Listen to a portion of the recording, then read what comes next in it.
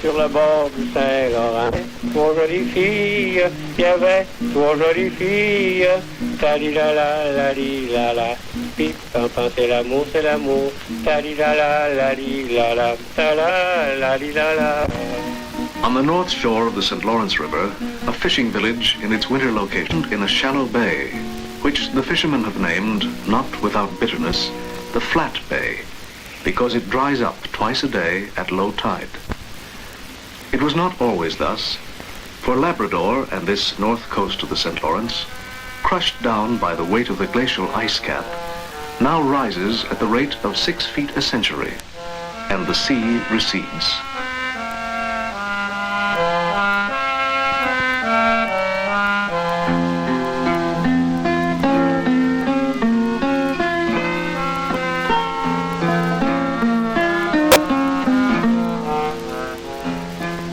The rugged coast of the Gulf is a rocky land of little value.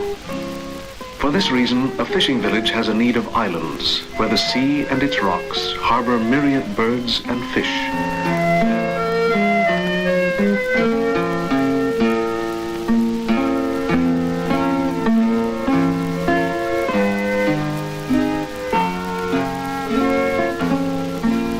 The village of Whalehead, situated on the north coast, 600 miles east of Quebec, leads a double life. The one on the islands, where fishing is still possible, and the other on the mainland, where the village takes refuge in winter near a sparse forest, where it remains prisoner twice a day at low tide in a flat bay. When summer brings the fish to the islands, the boats must escape this tidal prison. Divers' objects piled on a wooden wharf give the signal. From this day forth, the village renounces the land.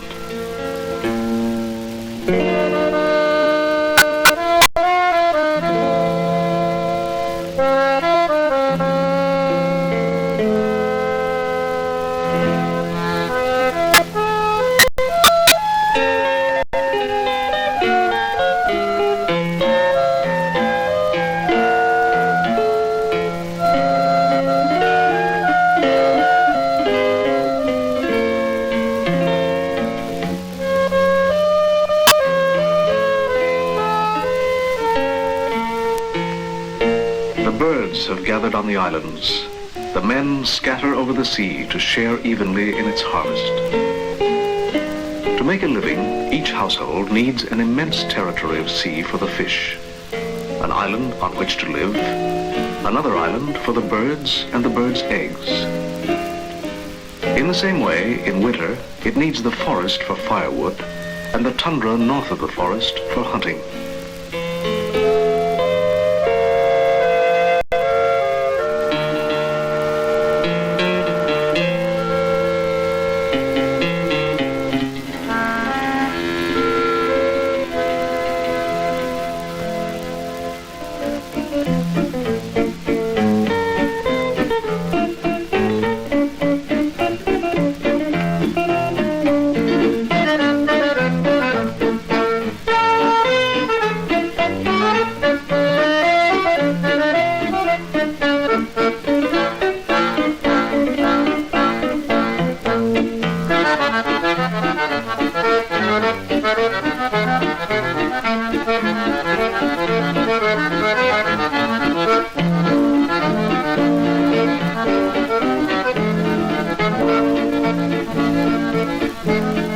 With the continuous coming and going of boats at high tide for a few days, all the goods and chattels and every living thing cross the water of the flat bay.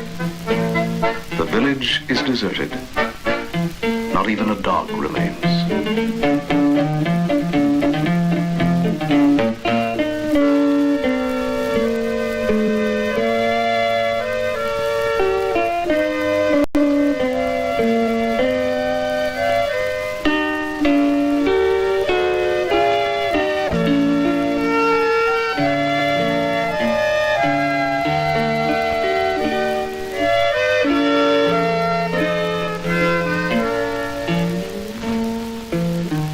Of boats leaves the fires, abandons the friendly nearness of neighbors, and goes out to the bare islands where the wind snatches away all but the moss.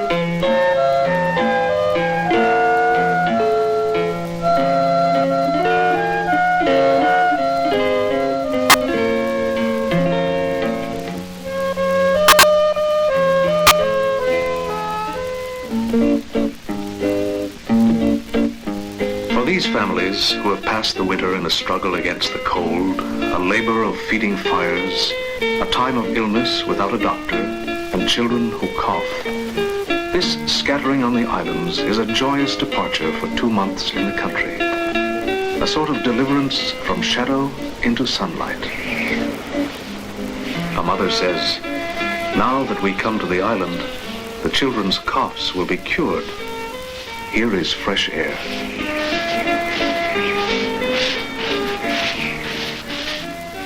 The Sunday after the move is the day of the blessing of boats.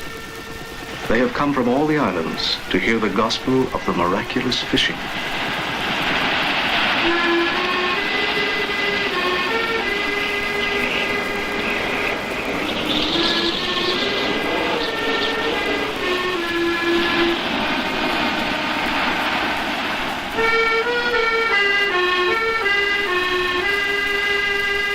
Now when he had left off speaking, he said unto Simon, launch out into the deep, and let down your nets for a draught.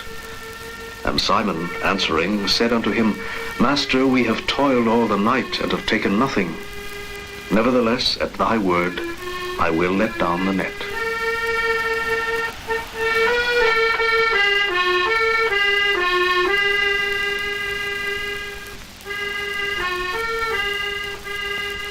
And when they had this done, they enclosed a great multitude of fishes, and their net brake. And they beckoned unto their partners, which were in the other ship, that they should come and help them. And they came and filled both ships.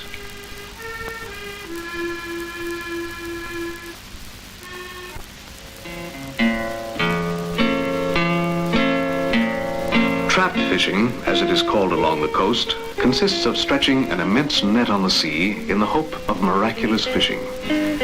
Familiarity with the work does not lessen the anxiety which seizes the fisherman each time he raises a net.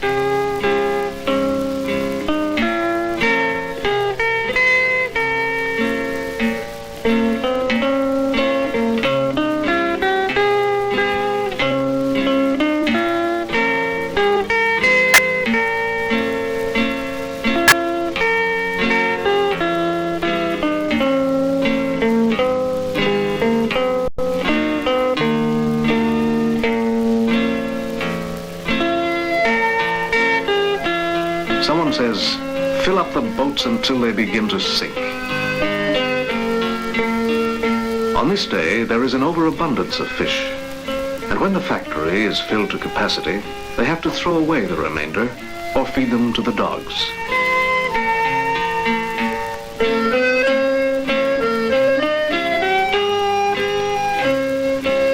If the poor fisherman is to live on his labor, the fishing must not be too good. For if it were, the rich would take his place, and the seigneur would take a seigneury over the water.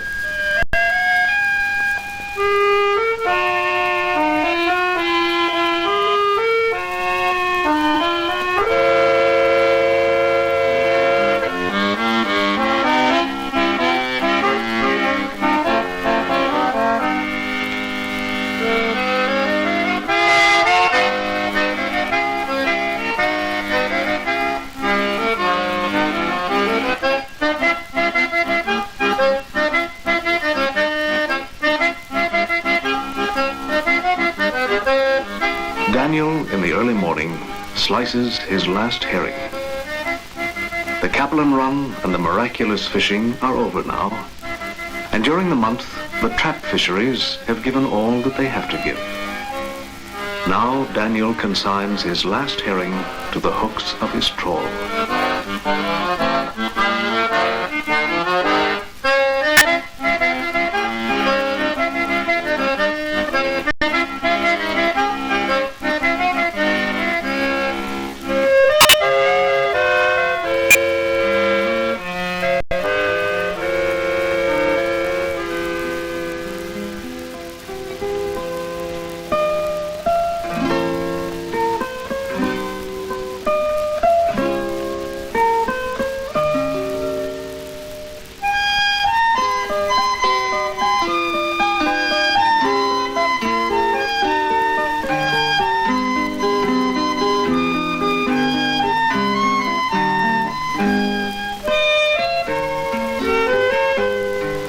After releasing a white boy in the place where his father and his father's father stretched their nets before him, he lets an hour pass to give the codfish time to bite.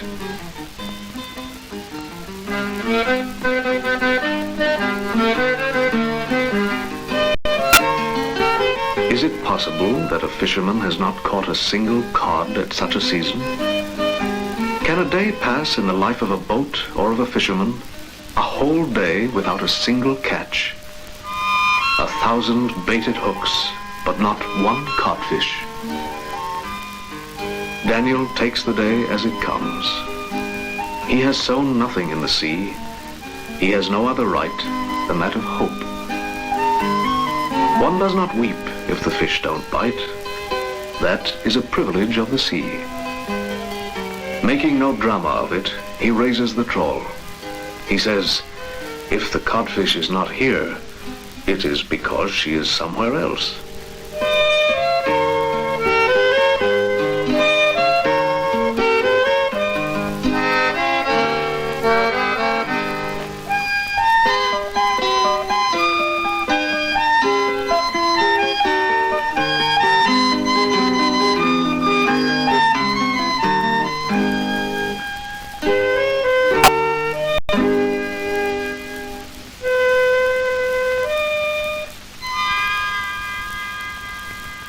Can he abandon this bit of mossy island which he loves so tenderly, albeit a little nonchalantly?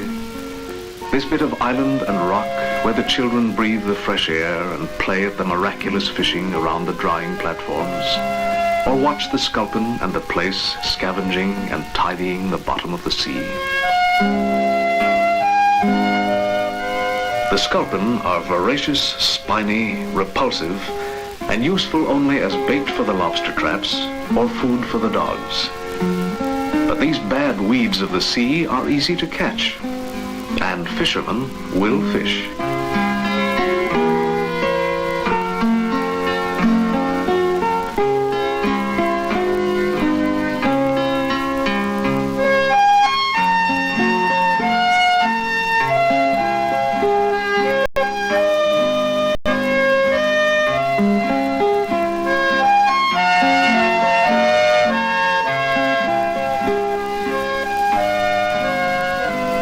Yet the sea is not without eventfulness. Sometimes salmon is taken in the nets. Sometimes capelin roll on the flats, or the vanished mackerel returns.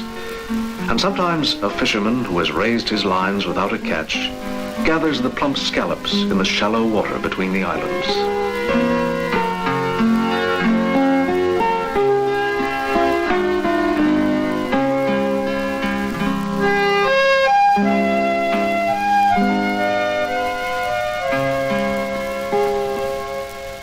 But each day during a summer that is not long enough, something must be gathered. And if the cod are shy and the ducks far away, if the lobster avoid the traps and the salmon run is over, if the mackerel has become a legend and the sea is emptied, the islands remain, the islands with their harvest of cloudberries.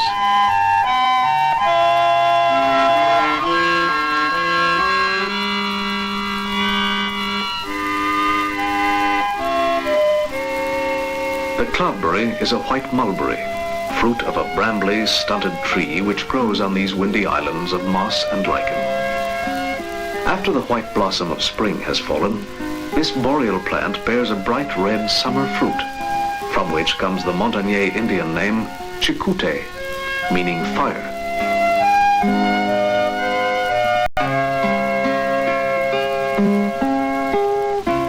On this day, the members of Daniel's family are each as important as the other.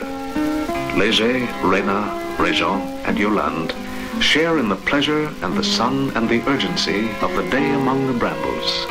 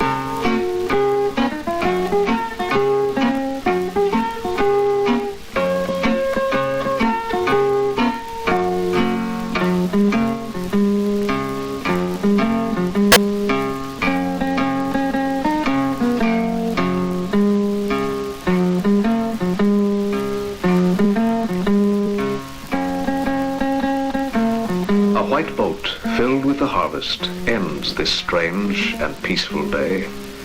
A day spent searching for cloudberries, worth as much as, and perhaps more than, a day spent searching for cod.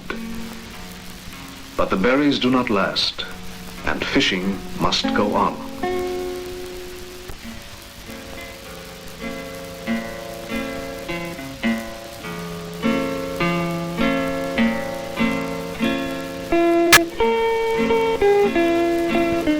Herring have been used, Daniel and Régent comb the bottom of the sea with a jigger ending in 2 hooks at the end of 20 fathoms of line. The wet line is heavy, the water is cold, salty, and corrosive, and time is precious for a fisherman who earns 2 cents a pound for his fish. Instead of 1,000 baited hooks in the sea at once, his only chance lies in 2 hooks. He takes only 1 cod at a time, and yet he must carry out the long routine of pulling in 120 feet of line to find at its end a 6-pound cod head no longer yield the catch that made their fame. The sea is changing. By putting all their savings together and getting additional help from the government, the fishermen of the village of Whalehead have purchased several Gaspésiennes, equipped like the big trawlers. Loaded with ice, they can fish over great distances, and even withstand the autumn winds, which are too much for the white boat of Daniel.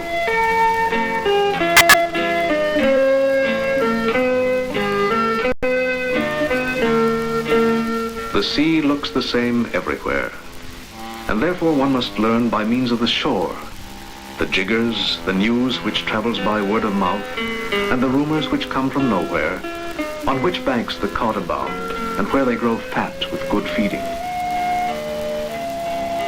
The Gaspésiennes travel 200 miles of coast and islands, from Kegaska to Blanc-Sablon, where the cod play hide and seek, appearing sometimes here and sometimes there, sometimes everywhere, and often nowhere.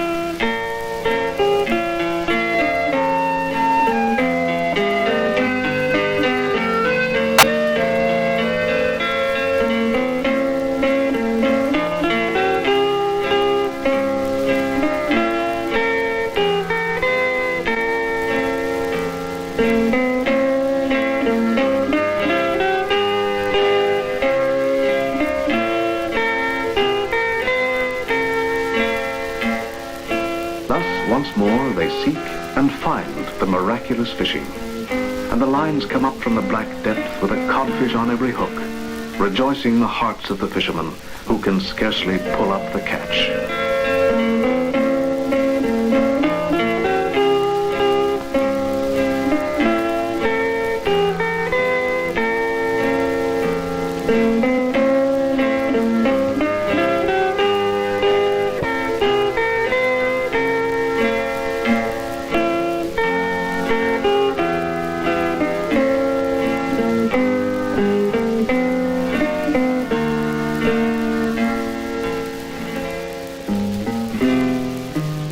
The ice lasts only a week, and even if the fishing is not good, they must take the catch before it spoils to Tabatiere, where there is a fish plant.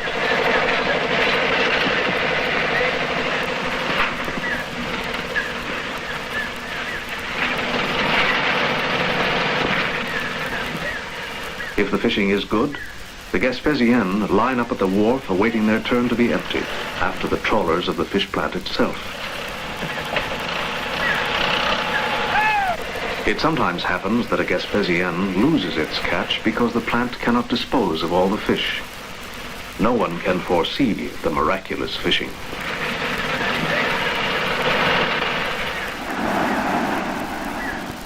When the fishing is good, the price goes down. When the price goes up, the fishing is bad. And this fishing, which the fishermen curse, is enough. They must go around the capes for driftwood. They must find a flyway where the ducks pass, a forest where the rabbits live. They must follow the capelin which cause a village to migrate to the islands, and the church school which brings the white boats back to the end of the flat bay.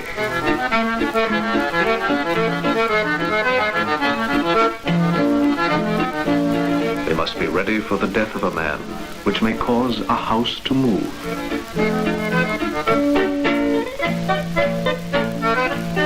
If a house is not in its place, it must be moved to where the widow wants it. Each time it is something of an adventure, hard work, but with a flavor of excitement. Every man in the village gives 2 days to the bee.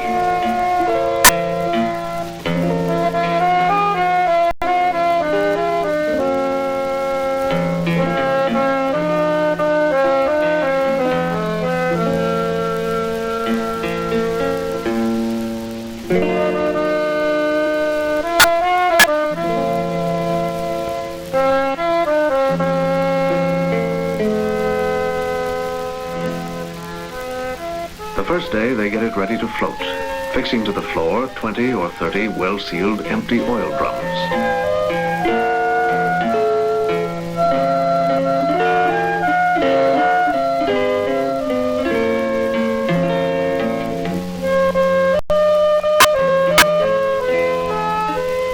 The house is placed on rails of round wood, smeared with cod livers to make them slippery. Then all that remains is to wait for the second day and the good tide.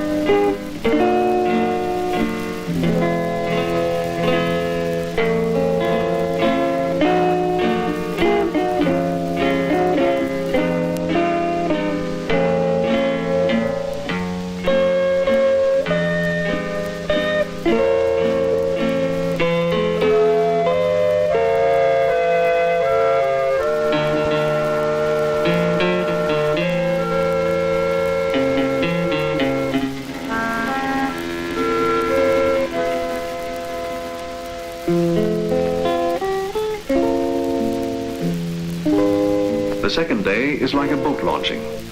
The house goes down, the sea comes up, the two meet. Belle embarquée dans mon gentil navire, le long de la mer, la jolie mer, le long de la mer jolie.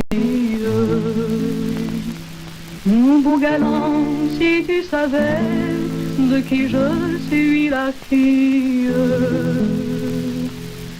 Je suis la fille du bourreau, le plus beau de la ville. Le long de la mer, la jolie mer, le long de la mer jolie. Quand la belle fut débarquée, elle ne faisait que rire. Le long de la mer, la jolie mer, le long de la mer jolie. Le marinier a demandé, qu'avez-vous à attendrir?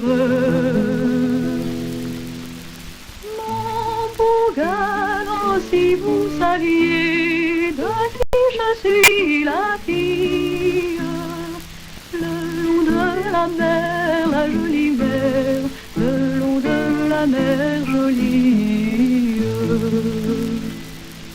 Je suis la fille du bourgeois, le plus riche de la ville. Belle, revenez, je vous donnerai 100 livres. Le long de la mer, la jolie mer, le long de la mer jolie. Ni pour 100, ni pour 200, ni pour 100 000 livres. Il fallait plumer la perdrix, tandis qu'elle était prise. Le long de la mer, la jolie mer, le long de la mer jolie.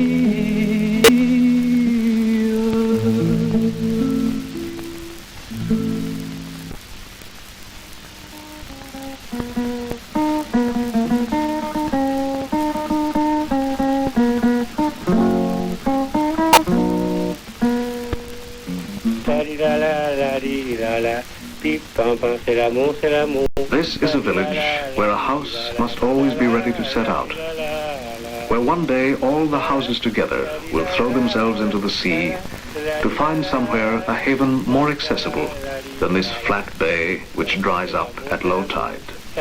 The village of Whalehead, on the north shore of the river St. Lawrence. C'est sur le bord du Saint-Laurent, pipe, enfin c'est l'amour, c'est l'amour. C'est sur le bord du Saint-Laurent, il y avait 3 jolies filles. Il y avait 3 jolies filles, il y avait 3 jolies filles. Tali-la-la-la-li-la-la, pipe, enfin c'est l'amour, c'est l'amour. Tali-la-la-la-li-la-la, ta-la-la-li-la-la-la.